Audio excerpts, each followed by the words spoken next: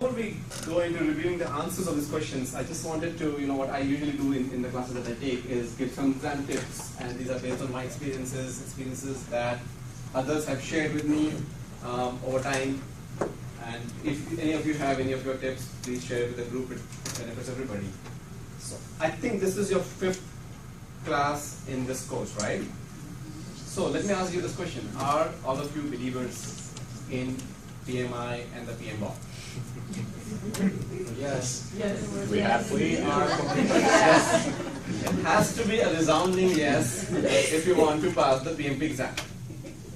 The more experienced you are as a program manager, the more difficult it might be to deviate from your practices and your experience that you have had and align yourself to PMI.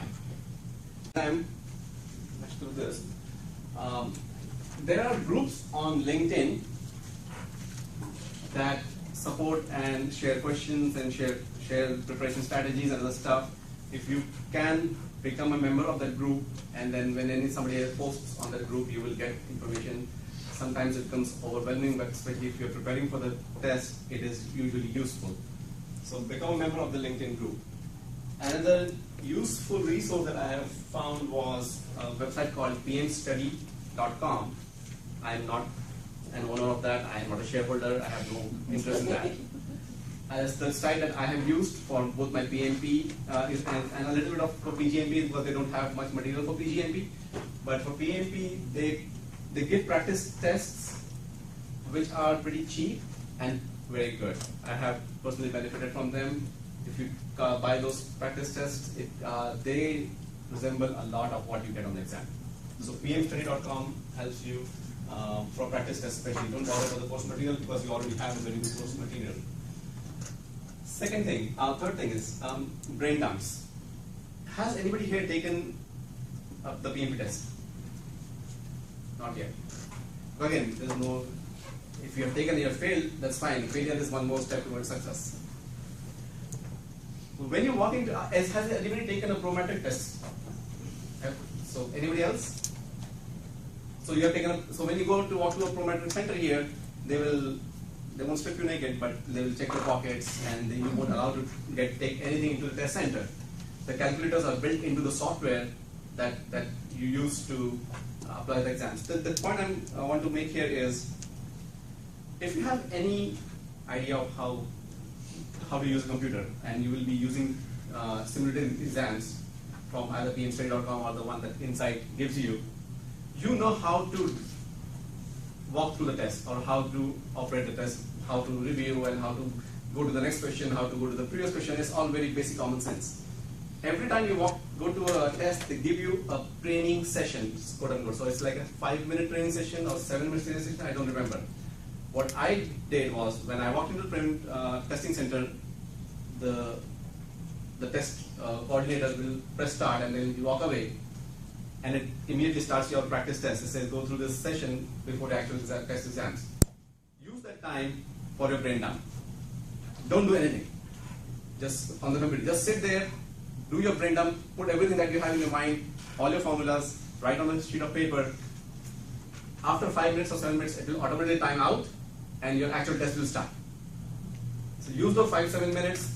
It can make a difference, cannot make a difference, depending on how well you have prepared for the exam. These 13 formulas, you should be able to put that down on the paper in 1 minute and 30 seconds, max. Okay, so these 13 formulas you should be able to, and it's not very difficult. I mean, once you start doing it, you will get it very quickly.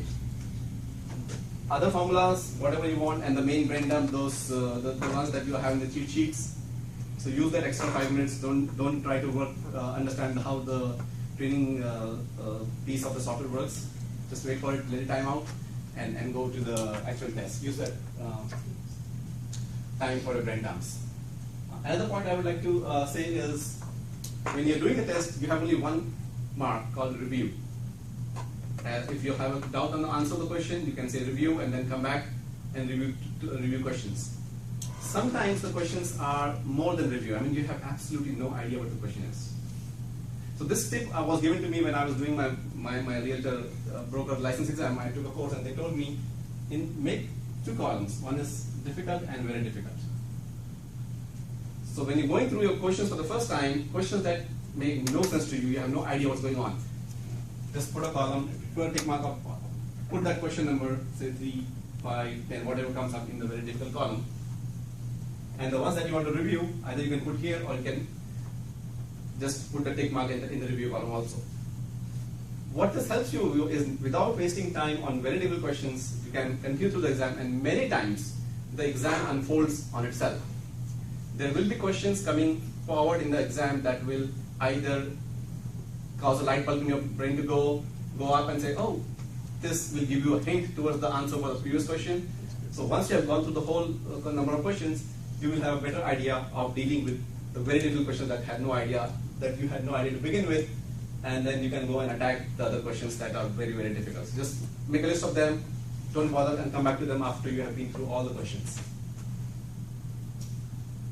Another thing we would like to say is, read the full question, please.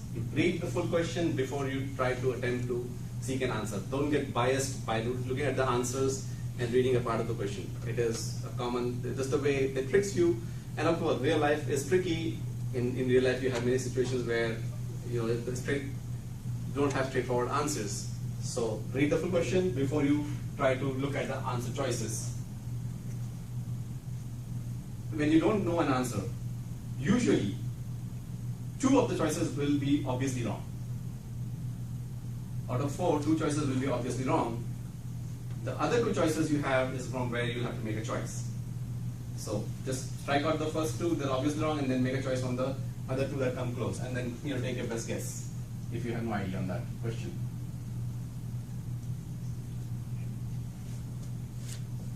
Second thing is, when